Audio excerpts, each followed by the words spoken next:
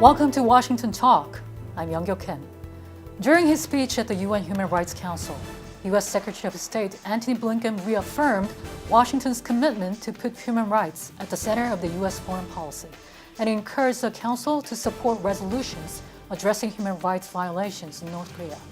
As Blinken made the first diplomatic moves at the world stage, a U.S. court ordered North Korea to pay more than $2.3 billion in damages. Today we'll discuss these and more. Joining me is Olivia Enos, Senior Policy Analyst at the Asian Studies Center at the Heritage Foundation.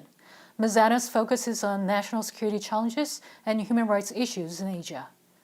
Scott Snyder also joins me today. He's the director of the program on the U.S.-Korea policy at the Council on Foreign Relations. He's authored numerous books on the Korean Peninsula, with the latest being South Korea at the Crossroads. Welcome to the program. Thank you. First of all, Ms. Enos, we'll start off with Secretary of State Antony Blinken pledging the U.S. will champion human rights around the world. Was he signaling a new direction the U.S. is headed? Well, it was really great to see Secretary of State Blinken reiterating and reaffirming U.S. commitment to promoting values around the globe. And I think that this has been a historical part of U.S. policy in Asia to promote rights. But depending on the moment in time, it's received more or less attention. I think it was encouraging to hear him saying that human rights issues will be a priority, especially considering that some of the world's worst human rights violations are emanating from the region, whether that's genocide taking place in Xinjiang or the severe human rights violations carried out by the Burmese military against the Muslim minority Rohingya. And of course, North Korea, where we see the Kim regime consistently perpetrating human rights violations, including in those political prison camps that hold, between 80,000 and 120,000 individuals and are likely growing. Mm-hmm.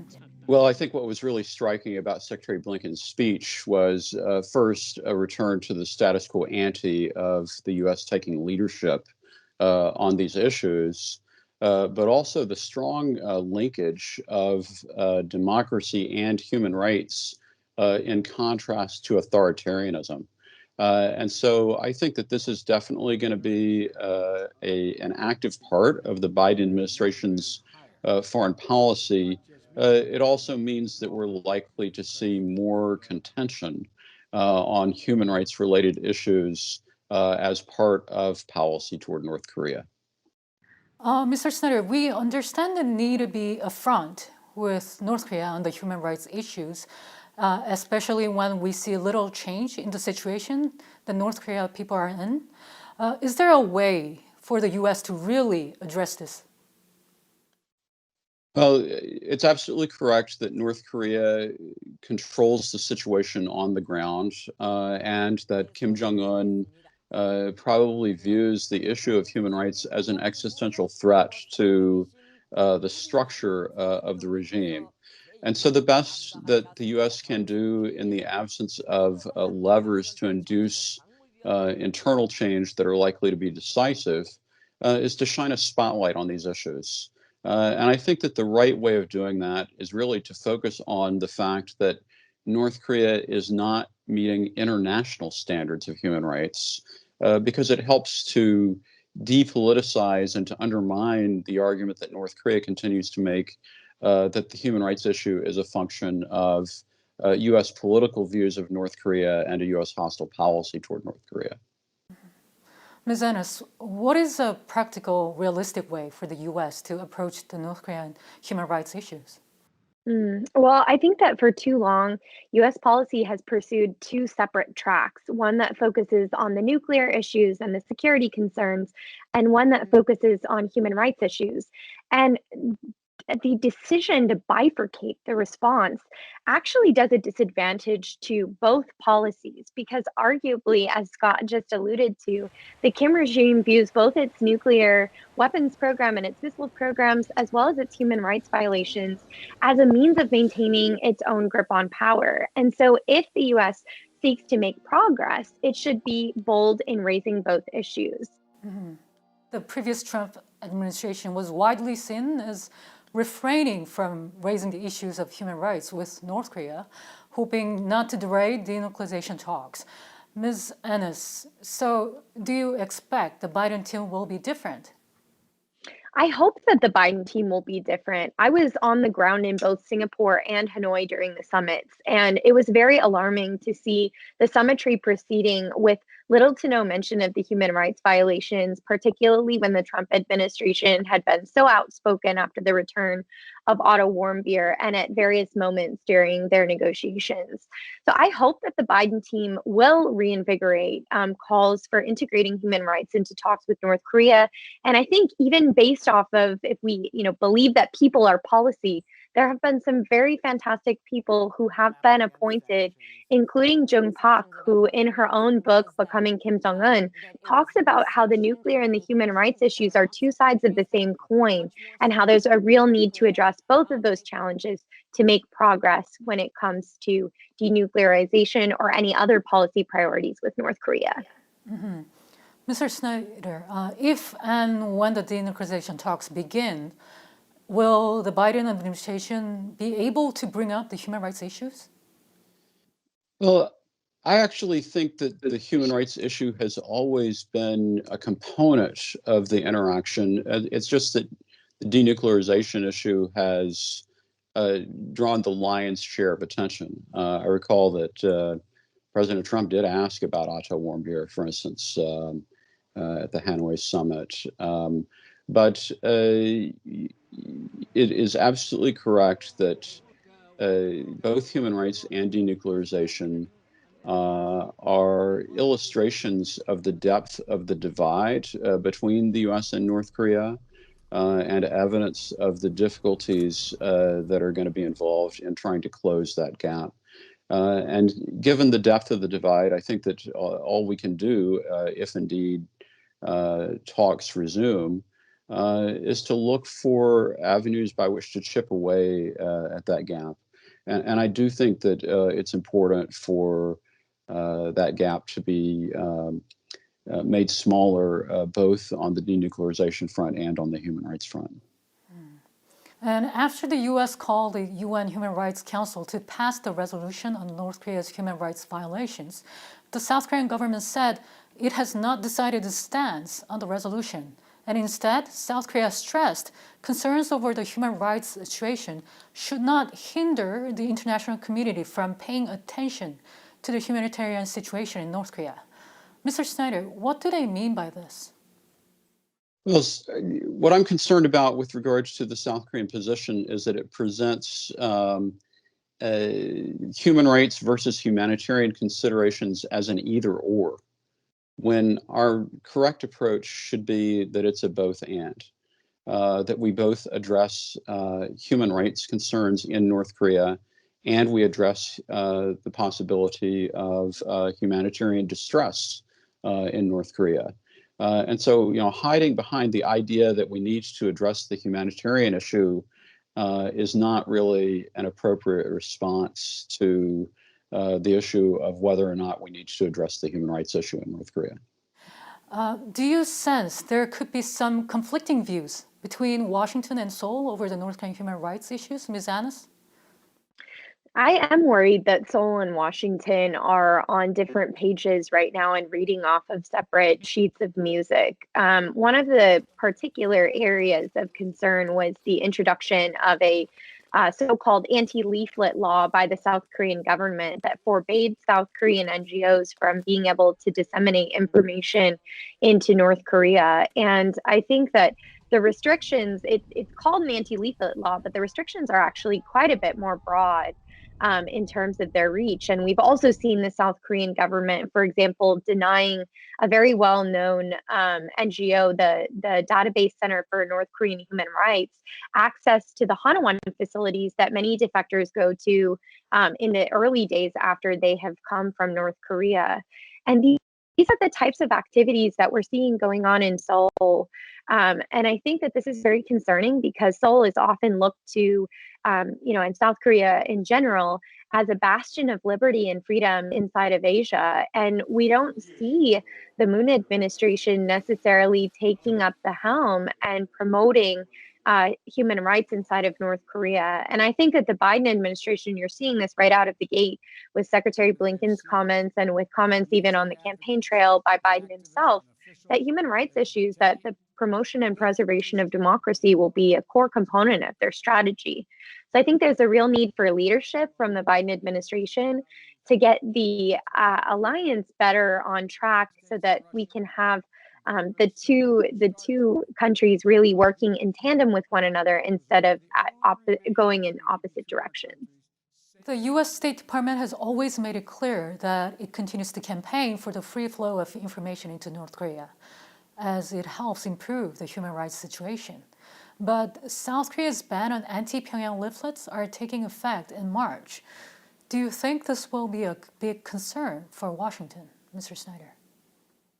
Well, it's definitely distracting. I mean, we already see that the South Korean government is having to go back and revise this legislation because it was very ambiguous and perhaps overstepped the bounds of what would be reasonable in terms of proposed legislation.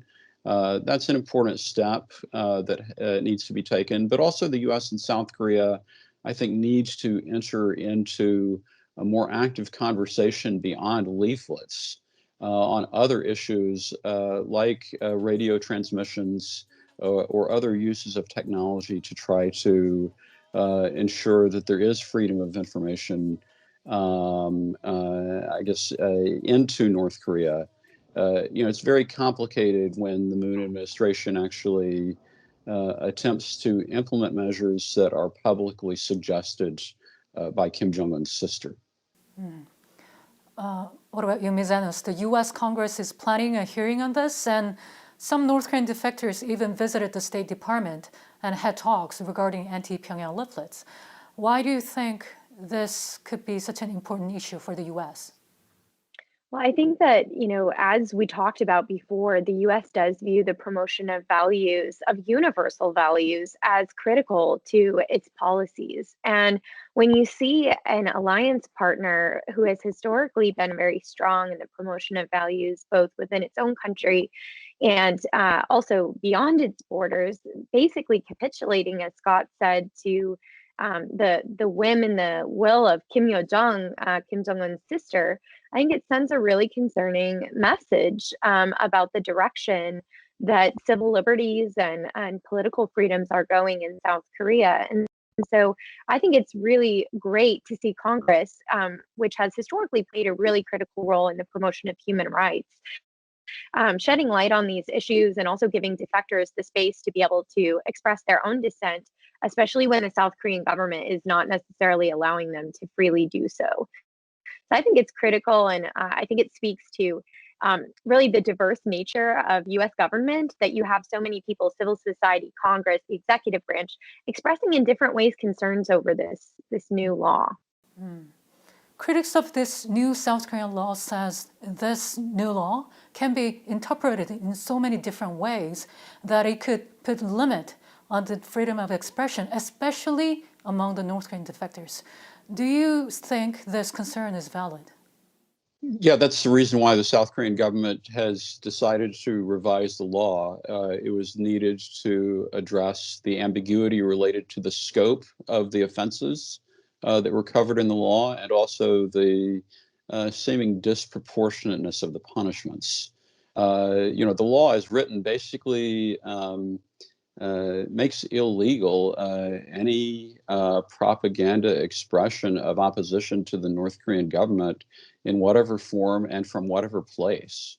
And so that actually means that the law could be applied to efforts to send messaging into North Korea from China or from other places adjacent to North Korea. That's very broad, and it's actually not possible to enforce. And so that has to be addressed. But really, I think that the bigger issue, maybe the more significant issue, is that the government of the Republic of Korea already has the ability to manage its border areas through administrative means.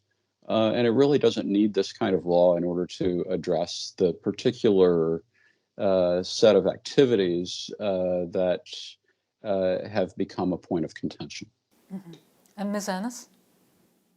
Yeah, I mean, I think that to some extent, the introduction of the anti-leaflet law does reveal kind of the nascent and albeit a little bit fragile nature of South Korean democracy. I think we often forget that South Korea is actually a newer democracy, and there are many ways, even historically, that I think many South Koreans don't enjoy all of the freedoms that we in America enjoy. And I think that this anti-leaflet law, while it's great to see that they are planning to revise it and make changes to it, the fact that it was just sort of, unilaterally carried through working against the will of the South Korean people and the South Korean NGOs that are simply seeking to bring freedom to a place where there is none, is quite problematic indeed. Mm. Meanwhile, in the US, a courthouse has ordered North Korea to pay damages to the crew of the spy ship USS Pueblo for being tortured and mistreated for 11 months in 1968 after being captured by North Korea. This follows a similar ruling in 2018 when a federal court held the North Korean regime liable for the death of Otto Warmbier. Ms. Enos, do you think the recent ruling will encourage the others who suffered under the North Korean regime to seek justice?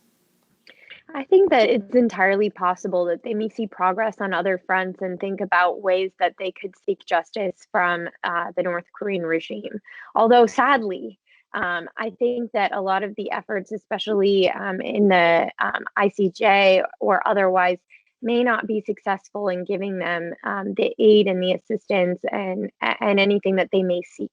That being said, I think that there's always a need, and I was actually very encouraged by the Office of the High Commissioner for Human Rights report that was arguing for greater efforts to collect evidence and information in the event that we have some sort of transitional justice and accountability measures that are invigorated by governments around the world or by individuals themselves. And I think that there's always a need to be consistently collecting that evidence and making use of those North Korean refugees who are brave enough to speak out and talk about the injustices that they faced at the hands of the Kim regime.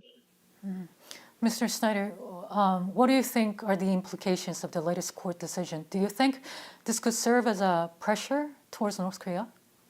Well, what it shows me is that the dimensions of the confrontation and the breadth of issues between the U.S. and North Korea are broadening as the U.S. essentially uses lawfare and personal liability in some ways as a weapon in response to North Korea's prior efforts to do the same. I mean, we have to recall that in recent years, individuals who had been detained in North Korea and then were subsequently released had to pay huge hotel bills.